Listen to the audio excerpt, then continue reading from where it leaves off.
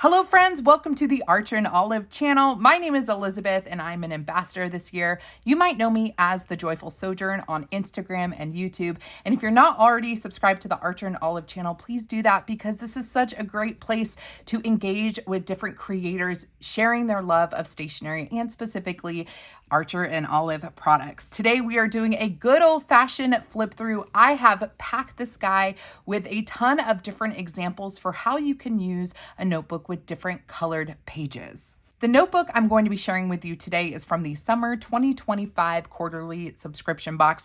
This is so beautiful, friends. It is a gorgeous marigold color with white debossing. We've got this bumblebee and hive, this tree. The design continues on the spine, and then look at these gorgeous little bumblebees on the back. If you got this box, you probably opened up this notebook and thought, oh my gosh, it is so beautiful. And then you turned it, saw the pages, saw that they were lavender, and either were so excited to play with a new color or totally confused about how to use a notebook with lavender pages. And today, my goal is to convince you to dive in and use this notebook because it is meant to be used and it is so beautiful. And my hope is that this inspires you to step outside the box, try some everyday spreads, maybe some collection pages that you think would be in opposition to lavender, but ends up working out beautifully. I will have 12 unique pages here in this notebook and a bonus idea for how to use this if you're still stuck. Before we get into this first spread, I do want to give two disclaimers. One, no matter what the color of your notebook, I hope that these examples encourage you and inspire you to try something new.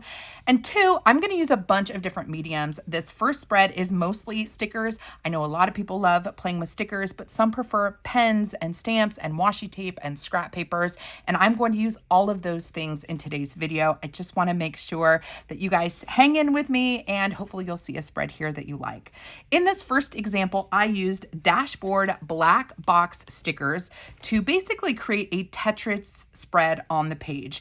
This is because I wanted to write on white in this example. And so the best way to do that is going to be adding white paper or white stickers. I used the Archer and Olive Kit Club, the antique floral one, for these extra flowers and the days of the week and dates. I also grabbed my vintage camera stickers from a previous Archer and Olive release, and I layered those on top as well.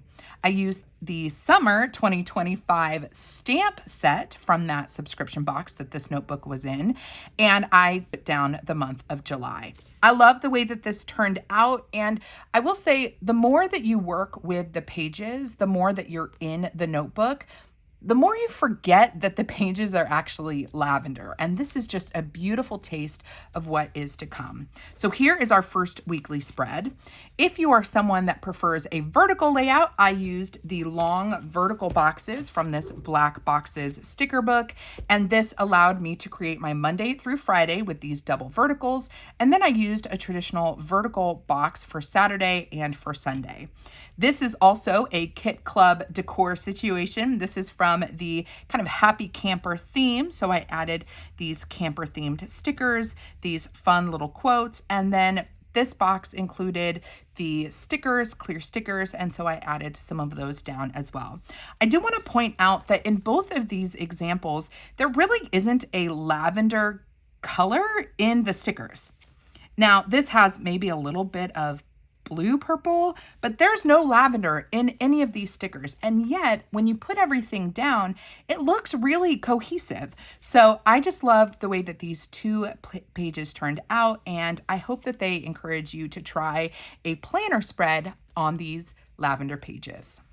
Changing things up, I wanted to show using more citrus colors with pen on the lavender paper. This is just me doodling out a weekly dashboard spread. So over here, I have my 7 days of the week, and then I have 3 boxes for miscellaneous to do. So I have a home box, a work box, and a notes box. I could have put a fourth box here for additional space, but I thought I would put a little quote here instead. And this is just a really simple way to infuse a different colorway into the lavender pages. Some people might not like this combination, but I think it's a refreshing change when you're going from something a little more moody to something a little bit more bright and fresh. And this was just using paint pens. Transitioning to a monthly layout, I wanted to neutralize things a little bit more. And here you can see a monthly layout on these lavender pages using washi stickers.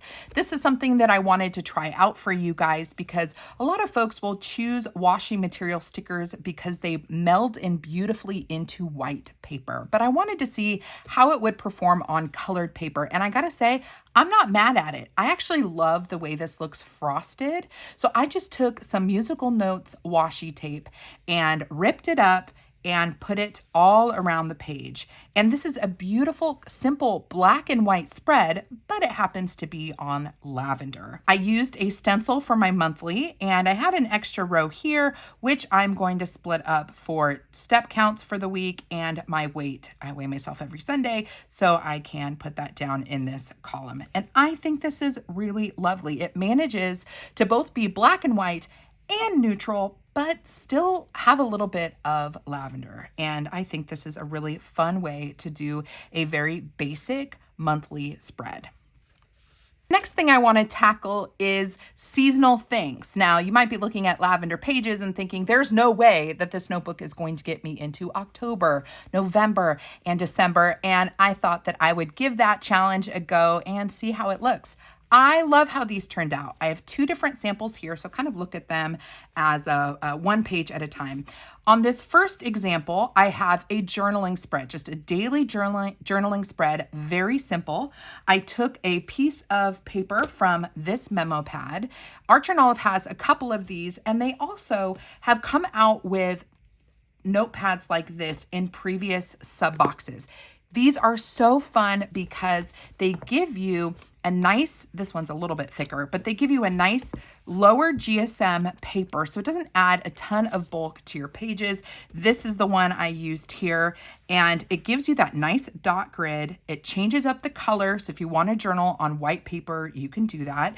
And all I did was stick this down with some washi tape, very, very autumnal washi tape. There's actually some pumpkins in here. There is zero lavender in these images, and yet it kind of works. And I think it looks really pretty.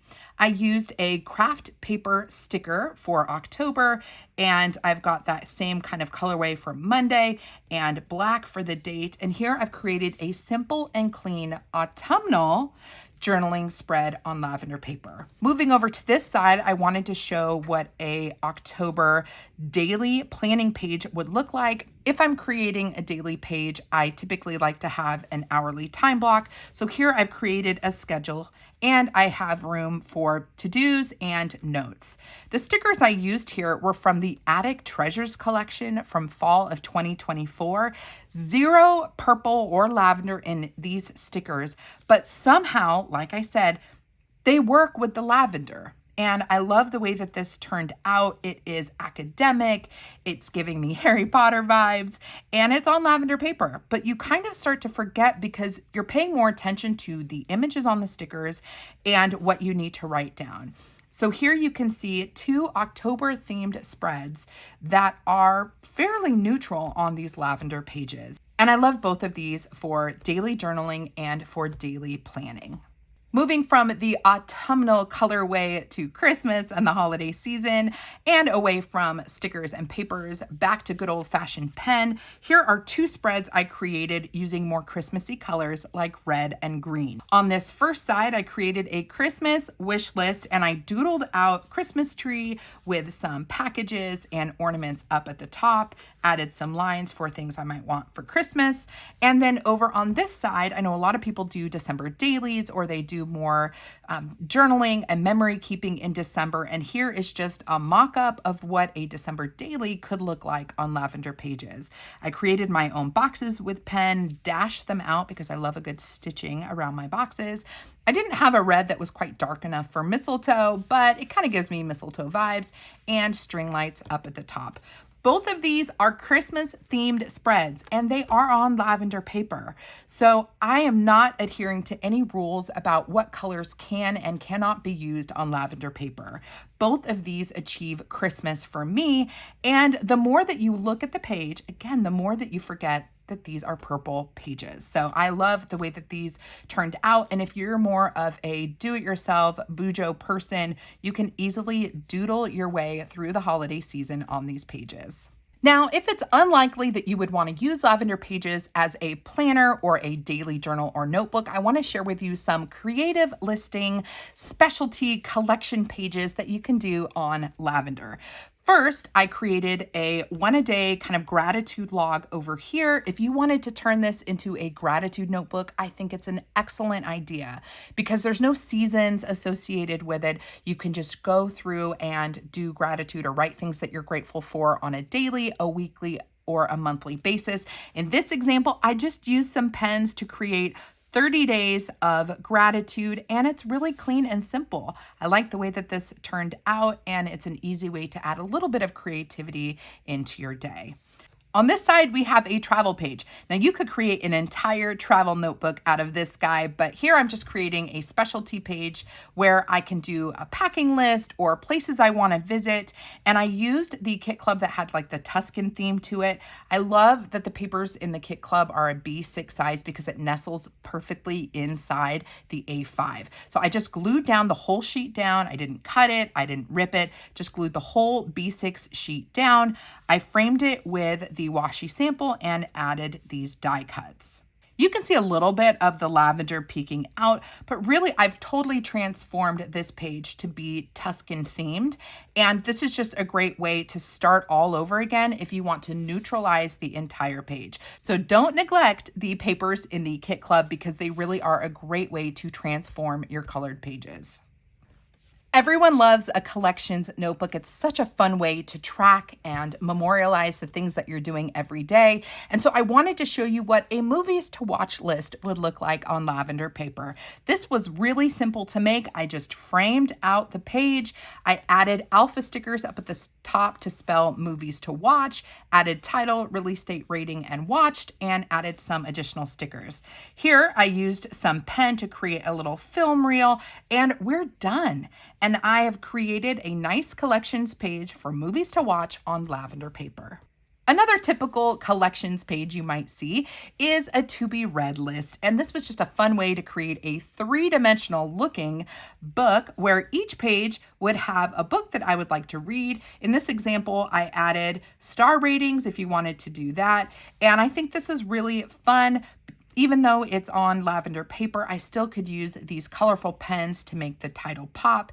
And you could do a layout like this for every month, or you could have this be an annual tracker if you're someone that doesn't read quite as much. But you know, it's not typical that we see colored pages for collections lists. And I really wanted to show you that it is possible to create these collection pages on lavender paper.